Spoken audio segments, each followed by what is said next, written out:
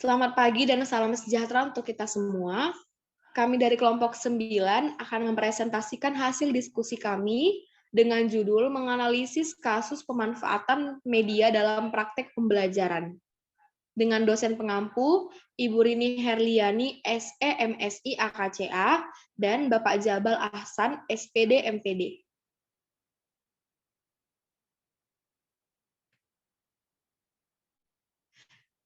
Nama-nama kelompok yaitu Bella Septiana, Laurencia Karin, dan Nurika Banuati.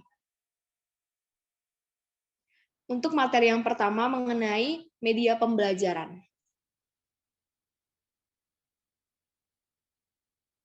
Media pembelajaran adalah segala sesuatu yang dapat digunakan untuk menyampaikan informasi pelajaran kepada peserta didik dan dapat merangsang pikiran, perasaan, perhatian, dan kemauan belajar sehingga dapat mendorong terjadinya proses belajar. Hal ini didukung dengan menurut Arsyad, media pembelajaran adalah segala sesuatu yang dapat digunakan untuk menyampaikan informasi dalam proses belajar mengajar, sehingga dapat merangsang perhatian dan minat siswa dalam belajar. Sedangkan menurut Karim, media pembelajaran adalah suatu perantara yang menghubungkan si penyampai pesan dengan si penerima pesan. Dalam hal ini, pesan berupa materi pembelajaran untuk mencapai suatu tujuan dalam hal yang berhubungan dengan program pendidikan. Untuk materi yang kedua akan dibacakan oleh Nurika Banuati. Kepada Nurika saya persilahkan. Baik, terima kasih kepada moderator. Saya akan melanjutkan materi yang itu secara umum media pembelajaran memiliki peran sebagai berikut. Yang pertama, memperjelas penyajian pesan pembelajaran agar tidak terlalu bersifat verbal. Yang kedua, mengatasi keterbatasan ruang, waktu, dan daya indera. Yang ketiga, penggunaan media pembelajaran secara tepat dan bervariasi dapat mengatasi sikap pasif peserta didik. Yang keempat, menjadikan pengalaman manusia dari abstrak menjadi konkret. Yang kelima, memberikan stimulasi dan rangsangan kepada peserta didik untuk belajar secara aktif. Dan yang terakhir, dapat meningkatkan motivasi belajar peserta didik sehingga dapat meningkatkan prestasi belajar.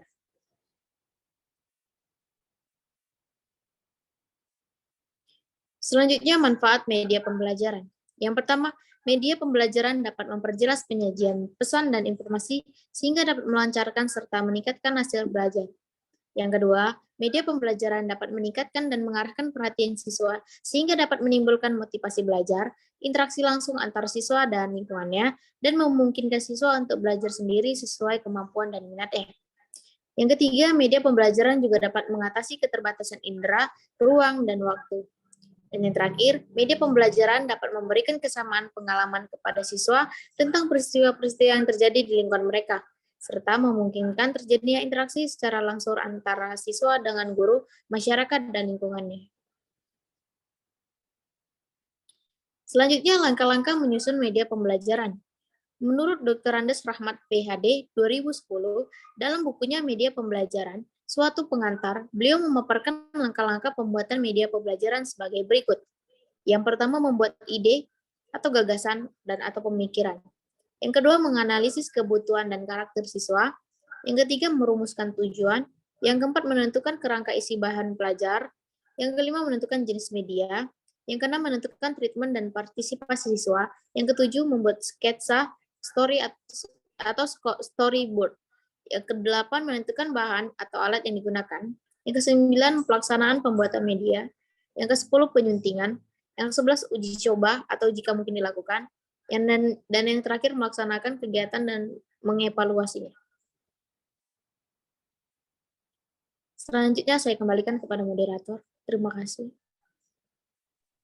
Terima kasih atas penyampaian materi dari Nurika. Untuk contoh kasusnya akan disampaikan oleh Bella Septiana. Kepada Bella, saya persilahkan.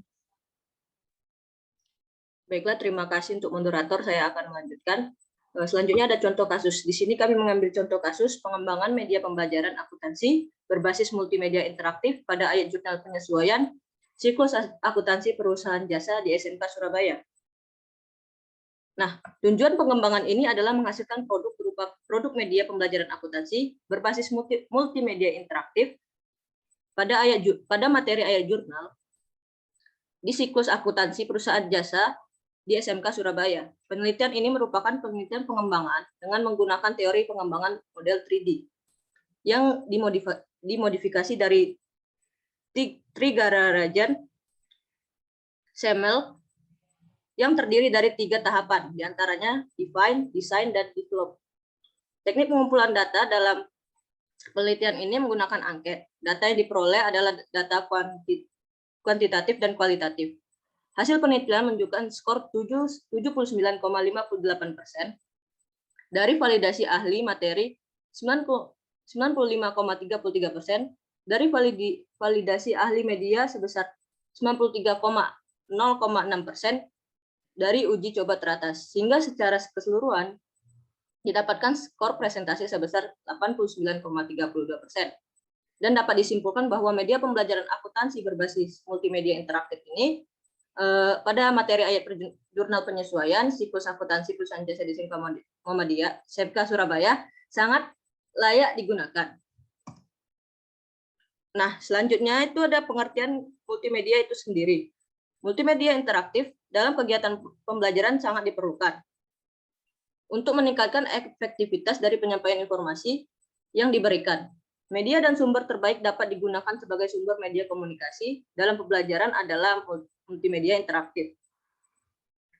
Hafos dalam Rusman 2012, halaman 149 mengemukakan bahwa multimedia sebagai suatu sistem komputer yang terdiri dari hardware dan software yang memberikan kemudahan untuk menggabungkan gambar, video, fotografi, grafik, dan animasi, serta suara, teks, dan data dikendalikan oleh program komputer. Sedangkan interaktif sendiri adalah sesuatu yang berhubungan dengan interaksi yang mengandung arti bersifat saling melakukan aksi atau saling aktif. Hal tersebut dapat dikatakan oleh Guidelines for Bibliography Description of Interactive Multimedia dalam Prastowo tahun 2011 halaman 239, yaitu multimedia interaktif mengandung komunikasi dua arah, yaitu hubungan antara manusia atau user dan komputer atau aplikasi. Manusia sebagai pengguna dilibatkan untuk berinteraksi dengan program sehingga pengguna memiliki kebiasaan dalam mengontrol aplikasi tersebut. Dari paparan tersebut dapat kita ketahui bahwa multimedia interaktif merupakan suatu alat yang digunakan guru dan cukup efektif untuk meningkatkan hasil belajar siswa dengan menggunakan komputer sehingga pemberian materi yang diberikan dapat mudah dipahami oleh siswa. Dengan adanya multimedia interaktif, tidak menutup kemungkinan selain paham materi yang diberikan, siswa akan termotivasi untuk mengikuti kegiatan pembelajaran karena merasa tertarik dengan alat belajar yang digunakan. Nah, selanjutnya ada pun manfaat multimedia yang menurut Daryatno, yaitu yang pertama, memperbesar benda yang sangat kecil dan tidak tampak oleh mata seperti kuman, bakteri, elektron, dan lain-lain. Nah, yang kedua, memperkecil benda yang sangat besar yang tidak mungkin dihadirkan ke sekolah seperti gajah, rumah, gunung, dan lain-lain. Yang ketiga, menyajikan benda atau peristiwa yang kompleks, rumit, dan berlangsung cepat atau lambat seperti sistem tubuh manusia, bekerjanya suatu mesin, beredarnya planet Mars, berkembangnya bunga, dan lain-lain. Nah, yang keempat itu menyajikan benda atau peristiwa yang jauh seperti bulan, bintang, salju, dan lainnya. Yang kelima ada menyajikan benda atau peristiwa yang berbahaya seperti letusan gunung berapi, harimau, racun, dan lain-lain. Yang terakhir ada meningkatkan daya tarik dari perhatian siswa. Untuk selanjutnya saya kembalikan kepada moderator.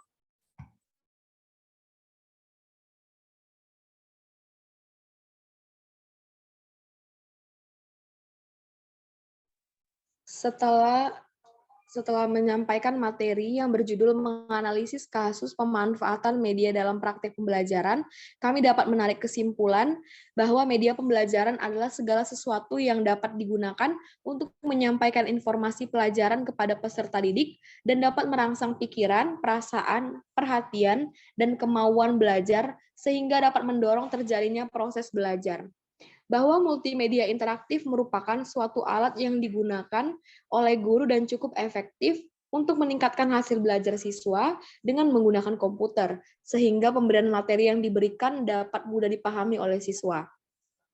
Dan dengan adanya multimedia interaktif ini, tidak menutup kemungkinan selain paham pada materi yang diberikan, siswa juga akan termotivasi untuk mengikuti kegiatan pembelajaran karena ia merasa tertarik dengan alat belajar yang digunakan. Multimedia interaktif pada materi jurnal penyesuaian siklus akuntansi perusahaan jasa di SMK Surabaya yaitu yang pertama, pengembangan media pembelajaran akuntansi berbasis multimedia interaktif ini menggunakan model pengembangan hasil modifikasi dari Thiagarajan Semel dan yaitu model 3D yang terdiri dari tahapan pendefinisian atau define, tahapan pendesainan atau desain, dan tahapan pengembangan atau develop. Dan yang kedua, media pembelajaran berbasis multimedia interaktif pada materi jurnal penyesuaian siklus akuntansi perusahaan layak digunakan sebagai media alternatif dalam proses pembelajaran akuntansi di sekolah menengah kejuruan. Nah, berdasarkan hasil validasi oleh ahli materi, dinyatakan layak dan hasil validasi ahli media menyatakan sangat layak. Yang ketiga, hasil respon siswa terhadap media pembelajaran berbasis multimedia interaktif pada materi jurnal penyesuaian siklus akuntansi perusahaan jasa dinyatakan sangat layak. Sekian dari hasil presentasi dari kelompok 9. Kami mohon maaf apabila ada kesalahan dalam penyampaian materi. Sekian dan terima kasih.